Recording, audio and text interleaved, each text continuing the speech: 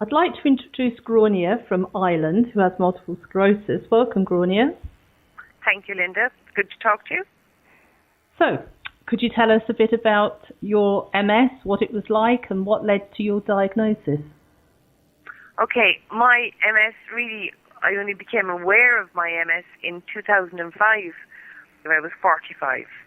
When I was doing a mini marathon in the city that I live in. Mm-hmm. And when I was training for it, I noticed tingling in my legs. And then the day of the marathon, for some reason, it's like everything went wrong. I was doing the marathon, trying to speed walk, of course, needless to mention. And my legs started to go. And my eye, I had had optic neuritis in 1998, but it was never linked with MS. Right. They just said I had a breakdown in my immune system in 1998. But that day, my eye went, my legs started wobbling, and I was feeling like I was walking on unsafe, unsure ground.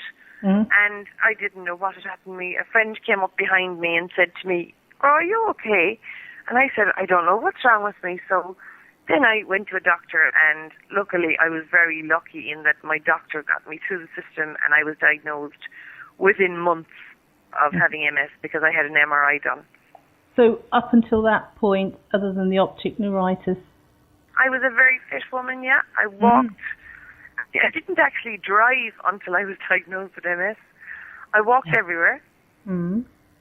So it was such a shock to me then, not to be able to walk, because the attack in 2005 really knocked my walking ability down to I was only walking about 1,500 to 2,000 steps a day.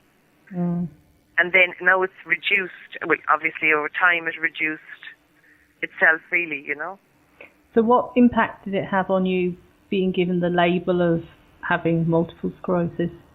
I kind of knew anyway, because I had obviously gone online and I ticked all the boxes for MS. And when my doctor said to me, "I don't know whether to send you to a vein man or to send you to a neurologist," I said, "Send me to a neurologist because I have MS." And she said, "You'll be ridiculous." And I said, "I'm telling you I have MS." So then as I say, went to see a neurologist, and I had the MRI. I didn't have the lumbar puncture. I just refused to have it. I said, "Look, you've enough evidence in an MRI. Work with that. And if you're saying I have MS, fine."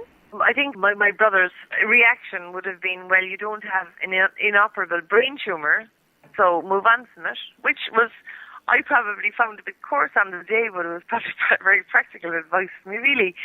And with regard to thinking about the label, I didn't know much about MS when I was diagnosed with MS, and I now know why. Because people who have MS, a lot of them don't tell people they have MS. So I wouldn't have been aware of people conversing about MS as an illness. I knew one person who had it, and he didn't talk about it. Mm-hmm. So I couldn't understand that side of it, which was interesting. But now I think it's great to hear people talking about multiple sclerosis and what it is. Yeah. I think it should be talked about more often. I think it should be more out there and open. And I would have seen it on Tesco shopping bags. That's all I knew about MS, was that they were sponsoring. And everywhere I looked, I saw. Because I actually, even though I didn't know that much about MS, I had a fear of getting MS. I've had that fear for 20 years before that. Because when my mother was in hospital once, there was a woman across from her, a young woman who had MS, and she couldn't eat her apple. And I was saying to my mother, "What's wrong with that woman?" And she said, "She's got MS." And I said, "What is it?" She told me. And then I said, "Has she got children?" And she said, "Yes." And I was kind of upset to see a young woman like that not being able to eat an apple and having children, and knowing I had children myself, and knowing what it's like to try and rear a child and the difficulty, as a healthy woman. Yeah. And to mind having a woman that couldn't even eat an apple for herself that day in the hospital. But now I know she was probably in the middle of an attack. But, it kind of, so as a result of that, all my life I feared getting MS. Okay. Which is weird. It was the only illness I feared. And then you got it. How unfair is that? It could have been worse. My sister was diagnosed with a brain tumour at the same time. Well, a month after I was diagnosed with MS, she was diagnosed with a brain tumour. A few months. So she died of the brain tumour. So I didn't die, so I'm kind of thinking, well, look, I'm still alive. And so how did you find out about LDN?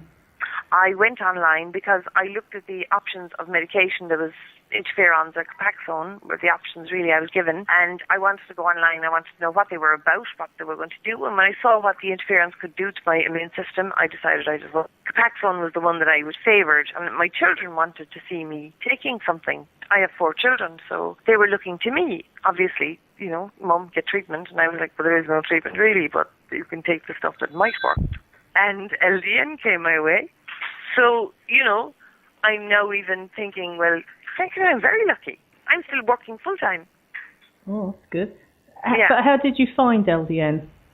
Online. I went online looking at options, and then I found the LDN, Naltrexone.org website, and from that then I read and I watched some stuff on YouTube, and then I bought the book Up the Creek with a Paddle.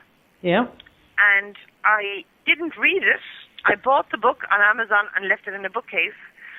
And I had sourced kind of people in Ireland like Dr. Pat Crowley, people like that, Patrick Crowley, all these people I kind of knew, and I knew about the chemist in Galway, Brendan Grainne, and, so I had kind of Irish information on it, but I didn't do anything. I had mentioned it to a neurologist a few years ago, and he seemed unkeen to discuss it with me, and said, well, your only options are interferons or Copaxone.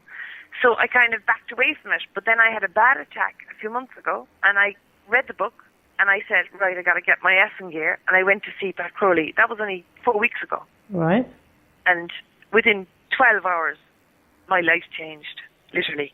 Wow. Because when I went up, like my doctor, I went to see her the previous Wednesday, and I was in a bad place, and I just felt my physical body was just in bits, and my mental health would have been in bits, and I just felt miserable.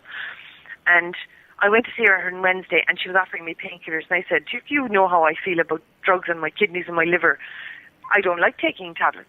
And she was like, well, these ones aren't too bad, and try them. And then I went to see Pat Crowley on the Monday. I was out of work sick, and I went to see Pat on the Monday. I'd watched all the conference videos on YouTube, and I'd heard what everybody had said.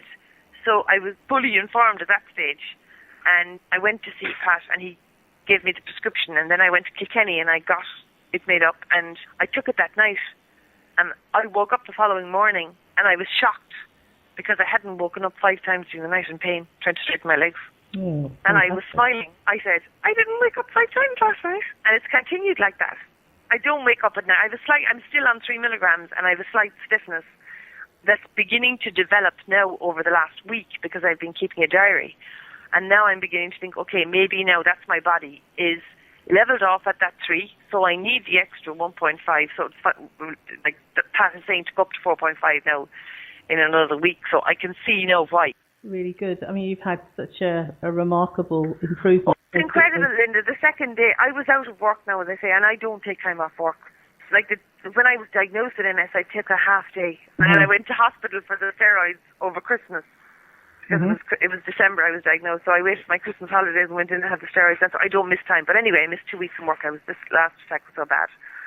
So, as I say, I've gone from being very low to waking up on Tuesday morning, smiling. Well, I didn't wake up 5 times last night. And I came downstairs and my daughter looked at me and she could see in me that I was in a different place than I had been the day before. And the following morning, when I came down the stairs, I was coming down so fast. No, that fast to me wouldn't be fast to somebody else, but I felt I was coming down so fast that I was joyous, and I kind of, in my head, I said, I ran into the kitchen and I looked at Aubrey, and Aubrey, my daughter, looked at me and she said, oh my God, I thought it was Tommy. She thought it was somebody else coming down the stairs because she couldn't believe the pace that I came down the stairs. Now, I haven't got, my balance is still a bit out and there's still things, but I am quite accepting of that as long as I'm not in pain all night. Because when I got to the stage where if I went to bed, I didn't sleep because of the pain. If I went to sleep, I got pain. So I try and keep myself awake rather than go through the pain. Yeah. But I don't have that now. Well, that is really good. And let's hope that you continue and, the coming months you'll be able to get stronger and stronger. Absolutely, yeah. That's exactly the way I feel, And even if I level at this, and I said to my children, even if I only got the last few weeks out of it, the feeling that I got that feeling back of that I would say my mental health improved, and I didn't realize the level of pain that I was living with. Like, I wouldn't have called it pain. I would have said, oh geez, yeah, my legs drive me mental sometimes and things like that, but I was actually in pain 24 hours a day, and I didn't realize it. So at work, my focus wouldn't have been as good. Because there were times I would have to stand up at the computer because my legs were driving me so crazy when I was sitting down, so I'd be banging my leg on the ground and I'd be trying to work. Do you imagine what I'm like to work? So you know what I mean? And I'm smiling more and I'm a happier person because... And I read someplace about somebody else who had taken LDN, and she said, I woke up one morning and I felt somebody switched on a light in my head. Or it was at somebody said it at some of those conferences. That's exactly how I felt on Wednesday morning. I felt the world was a brighter place. It was just, I was able to handle a lot more than of stress level than I would have been able to handle 2 days beforehand. And then my doctor rang me, and she wouldn't prescribe LDN for me because I asked her. And she rang me on the Wednesday, and she said, Grainne, how are you? I'm really worried about you. And I said, I'm great. And she says, what? And I said, I went to Kilkenny on Monday to another doctor and I got LDN and I'm fantastic. And I said, if you won't believe how good I am. And I think now I'm going to try and get round her to prescribe it for me. And maybe, move it a little bit, get my little bit. Like I got a chemist here, Sam McCauley's, which is a big pharmacy group in Ireland, to fill the prescription for me for the capsules. Right. Which was great to be able to get it easily, So that made a big difference. And there's a company here in Ireland now making up the capsules. They're only an hour down the road from Cork City, actually. They make up the capsules in 3 and 4.5 milligram capsules.